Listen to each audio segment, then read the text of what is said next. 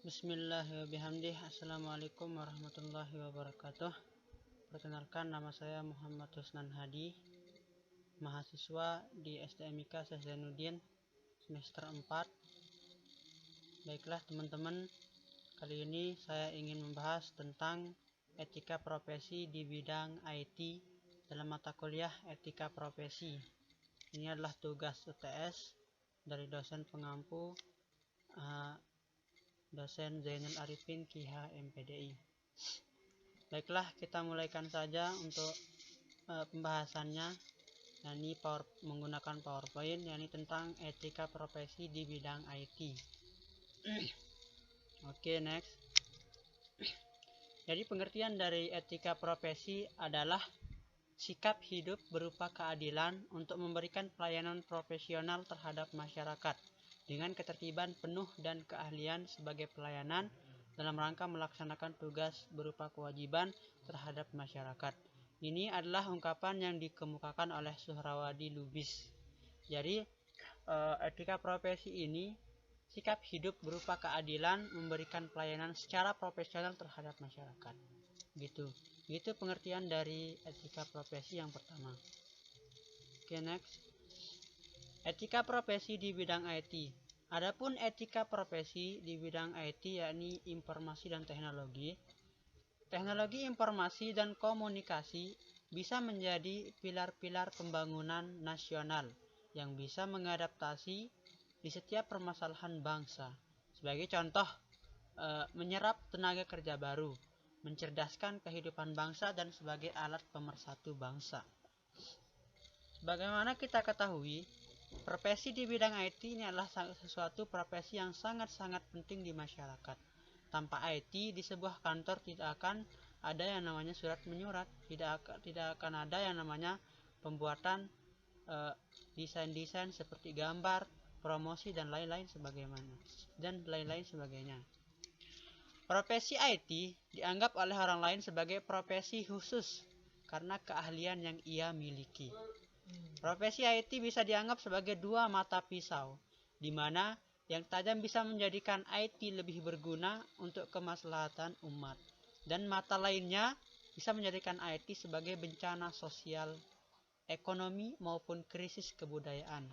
Nah, profesi IT ini dianggap orang lain sebagai profesi dua, bilangnya di sana.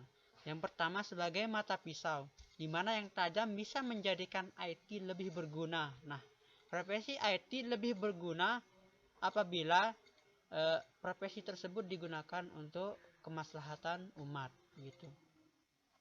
Kemudian mata lainnya, yakni mata yang tumpul, bisa menjadikan IT sebagai bencana. Nah, sini bencana untuk bencana sosial ataupun ekonomi maupun krisis kebudayaan seperti yang saat ini sering terjadi, yaitu pembuatan situs porno. Seorang hacker melakukan pengecekan rekening suatu bank dan melakukan kebohongan dengan konten-konten tertentu dan lain-lain. Nah, buat teman-teman yang sedang belajar IT sekarang, perlu dipahami apabila kalian ingin menjadi mata pisau yang tajam, maka jadikanlah profesi IT atau keahlian IT Anda untuk lebih berguna untuk kemaslahatan umat, bukan untuk merugikan orang lain. Nah, di sini contoh untuk menjadikan IT sebagai bencana sosial. Ini contohnya di sini bilangnya pembuatan situs porno. Nah, buat teman-teman yang masih belajar IT, kalian masih muda, mohon kalian jangan sering mengunjungi situs porno, apalagi membuat yang namanya situs porno. Jadi buat yang ngerti-ngerti IT jangan pernah mencoba untuk membuat situs porno ya. Kemudian seorang hacker melakukan pengecekan rekening. Nah, dulu waktu kecil saya sering bertemu dengan teman-teman yang cita-citanya jadi hacker. Nah, di sana mereka belum tahu hacker itu dibagi berapa. Perlu diketahui bahwa hacker itu dibagi dua. Ada hacker yang baik dan ada hacker yang jahat. Nah, hacker yang baik ini itu yang dianggap sebagai mata pisau yang tajam, itu yang berguna untuk kemaslahatan umat. Kemudian hacker yang jahat ini biasanya dia mencuri atau seperti contoh di sini melakukan pengacakan rekening, dia mengambil uang-uang orang di rekening, maupun contoh hacker yang lain itu membobol situs-situs resmi pemerintah gitu, dan melakukan kebohongan dengan konten-konten tertentu dan lain-lain. Nah, yang paling banyak atau marak sering terjadi pada era media sosial seperti sekarang ini, banyak ahli-ahli IT membuat konten-konten untuk melakukan kebohongan di sana. Mereka jago IT namun menggunakan kejagoannya itu pada hal-hal yang merugikan kemaslahatan umat begitu. Jadi buat teman-teman yang sedang belajar IT sekarang, mohon menjauhkan diri dari sifat-sifat yang bisa merusak sosial, ekonomi maupun krisis kebudayaan gitu. Kemudian kode etik profesi di bidang teknologi informatika. Nah, setiap profesi pasti mempunyai kode-kode tersendiri, kode etik begitu, kode etik atau bisa kita sebut dengan peraturan dalam menjalankan profesi yang ia jalankan. Apalagi namanya profesi di bidang teknologi informatika. Nah, berikut ini profesi di kode etik dalam profesi di bidang teknologi informatika. Kode etik seorang profesional teknologi informasi. Seorang profesional tidak dapat membuat program semaunya. Nah, buat teman-teman nanti kalau sudah pandai dalam bidang IT, ini adalah salah satu kode etik dalam profesi IT. Yang pertama, kalian tidak dapat membuat program semaunya. Artinya membuat program semaunya yaitu program yang dapat merugikan kemaslahatan umat begitu. Program-program yang bisa mengganggu orang lain. Dengan adanya program yang Anda buat, maka orang lain terganggu dengan program Anda gitu. Ada beberapa hal yang harus ia perhatikan, seperti untuk apa program tersebut nantinya digunakan oleh kliennya. Nah, sebelum teman-teman membuat program, perlu ditelusuri dulu bahwa program tersebut nantinya digunakan oleh klien untuk apa begitu.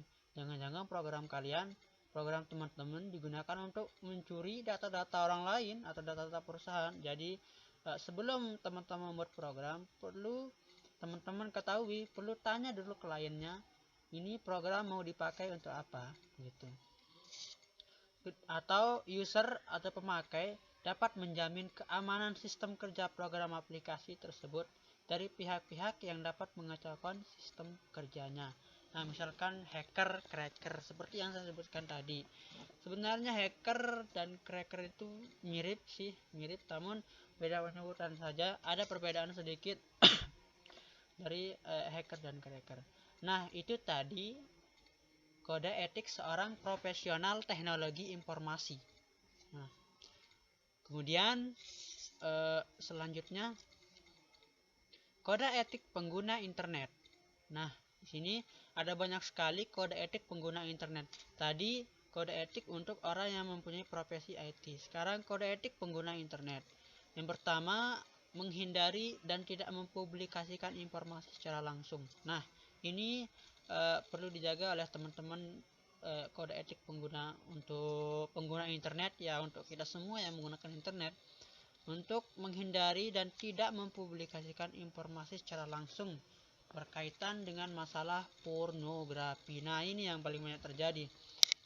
Sering saya jumpai di Facebook banyak link-link, bisa dikatakan link bokep, apa namanya itu lah. Keseringan kalau kita klik itu, kebiasaan FB-nya sering dihack atau diambil alih oleh pihak ketiga lainnya. Jadi akun Facebook-nya diambil oleh orang lain dan dia tidak bisa masuk ke Facebook-nya tersebut karena sandinya sudah diganti. Nah, kemudian selanjutnya, menghindari dan tidak mempublikasi informasi yang memiliki tendensi menyinggung secara langsung dan negatif masalah suku. Kemudian menghindari dan tidak mempublikasikan informasi yang berisi instruksi untuk melakukan. Oke, lanjut. Tidak berusaha melakukan serangan teknis terhadap produk sumber daya dan peralatan yang dimiliki oleh pihak lain gitu. Oke, lanjut. Ini sangat banyak namun waktunya di sini ada mengatakan etika programmer.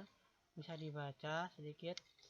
Tanggung jawab profesi IT, memiliki kemampuan dalam menggunakan barang-barang yang berhubungan dengan IT. Itu sangat banyak namun saya ringkas ini karena waktunya yang sangat terbatas. Kemudian yang terakhir, etika teknologi informasi dalam undang-undang. Jadi etika profesi dalam bidang IT ini juga punya undang-undang. Yang pertama, undang-undang HAKI namanya, undang-undang hak cipta, yaitu disahkan dengan nomor 19 tahun 2002. Kemudian undang-undang ITE, undang-undang informasi dan transaksi elektronik, sudah disahkan juga. Dalam undang-undang ini ada 3 hal yang diatur dalam undang-undang. Ini pornografi di internet, transaksi di internet, dan etika pengguna internet. Jadi perlu dipahami untuk teman-teman dalam menggunakan media sosial maupun profesi IT ini sudah diatur dalam undang-undang bahwa pornografi di internet juga ada aturan-aturan tersebut. Transaksi di internet juga punya aturan tersendiri. Apalagi etika pengguna internet juga punya aturan sendiri gitu. Sekian sedikit penjelasan tentang contoh etika profesi dalam bidang IT. Semoga dapat dipahami dan bermanfaat untuk kita semua ke depannya. Amin amin ya rabbal alamin. Wabillahi taufiq wal hidayah. Assalamualaikum warahmatullahi wabarakatuh.